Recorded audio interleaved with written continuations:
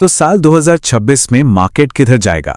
चलिए आज हम तीन बहुत बड़ी कहानियों को समझने की कोशिश करते हैं, टेक, फाइनेंस और एविएशन में, जिनका सीधा असर हमारे पोर्टफोलियो पर पड़ सकता है।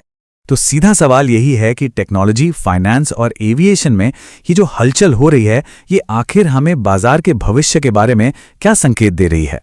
इसे समझने के लिए हम तीन अलग अलग केस स्टडीज देखेंगे और फिर इन सब को जोड़कर एक नया पैटर्न पहचानने की कोशिश करेंगे जो शायद भविष्य की तस्वीर साफ कर दे।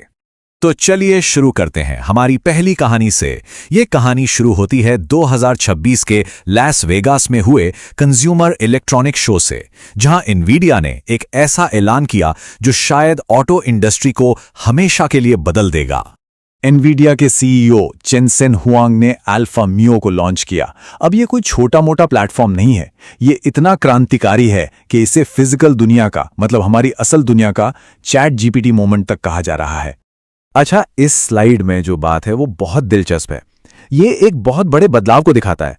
अब तक गाड़ियां सिर्फ देखती थीं, मतलब रास्ते पर किसी चीज को डिटेक्ट करती थीं, लेकिन अब वो इंसानों की तरह सोच भी पाएंगी। जैसे मान लीजिए कार को रास्ते पर एक बॉल दिखाई देती है, तो वो सिर्फ ये नहीं देखेगी बल्कि ये भी सोचेगी कि हो सकता है इस बॉल के पीछे कोई बच्चा भागता हुआ आ जाए, और वो पहले से ही ब्रेक लगाने के लिए तैयार हो जाएगी।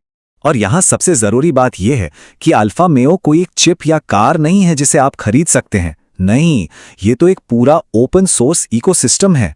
इसका मतलब है कि कोई भी कार कंपनी इसे इस्तेमाल कर सकती है और अपनी जरूरत के हिसाब से इसे बदल भी सकती है।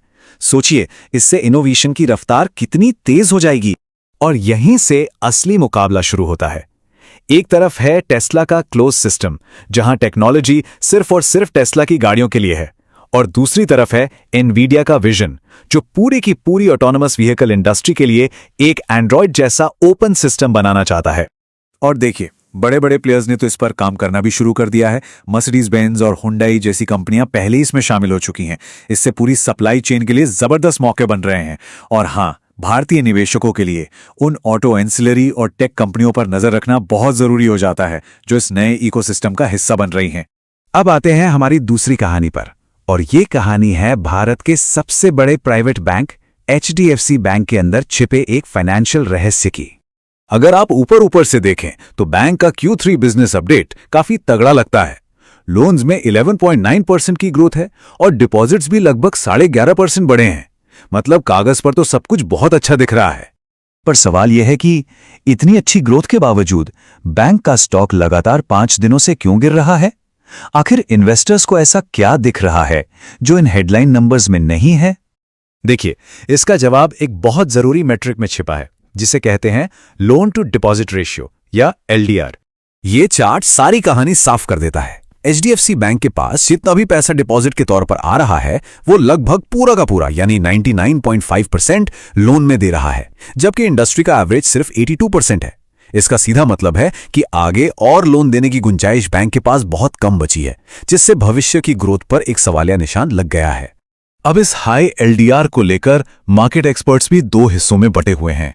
कुछ का मानना है कि इससे मार्जिन पर दबाव बढ़ेगा, तो वहीं दूसरों को लगता है कि ये लॉन्ग टर्म में एक अच्छा मौका है। अब सबकी नजरें 17 जनवरी की अर्निंग्स कॉल पर हैं, ये देखने के लिए कि मैनेजमेंट इस सिचुएशन से निपटने के लिए क्या प्लान लेकर आता है। और अब चलते हैं हमारी तीसरी और आखिरी कहानी पर। यह कहानी है एविएशन सेक्टर की, जहां अडानी ग्रुप ग्लोबल एविएशन में भारत की तस्वीर बदलने जा रहा है।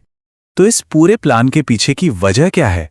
वजह है एक बहुत बड़ी ग्लोबल सप्लाई चेन प्रॉब्लम। देखिए, भारतीय एयरलाइंस ने 1800 नए प्लेन ऑर्डर किए हैं, लेकिन दिक्कत यह है कि एयरबस और बोइंग के पास 2030 तक कोई डिलीवरी स्लॉट ही खाली नहीं है। मतलब प्लेन मिलेंगे, लेकिन कई साल बाद। तो अडानी की स्ट्रैटेजी क्या है? वो सिर्फ एयरपोर्ट ऑपरेटर बनकर नहीं रहना चाहते। उनका प्लान है मेंटेनेंस, रिपेयर से लेकर एयरक्राफ्ट मैन्युफैक्चरिंग तक पूरे के पूरे एविएशन इकोसिस्टम पर कंट्रोल करना। भारत में रीजनल जेट्स बनाने के लिए ब्राजील की कंपनी एम्ब्रेयर के साथ ये पार्टनरशिप मेक इन इंडिया के लिए एक बहुत बड़ी बात है। इससे भारत अब उन चुनिंदा देशों की लिस्ट में शामिल हो जाएगा जो कमर्शियल एयरक्राफ्ट बनाते हैं। भारत अब सिर्फ एक कस्टमर नहीं, बल्कि एक क्रिएटर, एक निर्माता के तौर पर सामने आ रहा है। तो एक सोचती हुई कार, एक बैंक जो अपनी लिमिट्स पर है, और भारत में बनता हुआ एक नया जेट, ये तीन बिल्कुल अलग अलग कहानियां जब हम एक साथ देखते हैं तो ये हमें क्या बताती हैं? ये हमें एक बहुत जरूरी बात बताती हैं कि फ्यूचर कभी भी एक सीधी लाइन में नहीं चलता। ये हमेशा अप्रत्याशित तरीकों से, नॉन लीनियर तरीकों से आगे बढ़ता है। एक तरफ एआई ऑटो इंडस्ट्री में पूरी गेम बदल रहा है, दूसरी तरफ बैंकिंग में अच्छी ग्रोथ के साथ साथ एक बड़ा रिस्क भी दिख रहा है, और एविएशन में भारत अब सिर्फ खरीदार नहीं, बनाने वाला भी बन रहा है। तो सवाल यह है कि इन तीनों में से कौन सा ट्रेंड भारतीय बाजार को सबसे ज्यादा और सबसे तेजी से बदले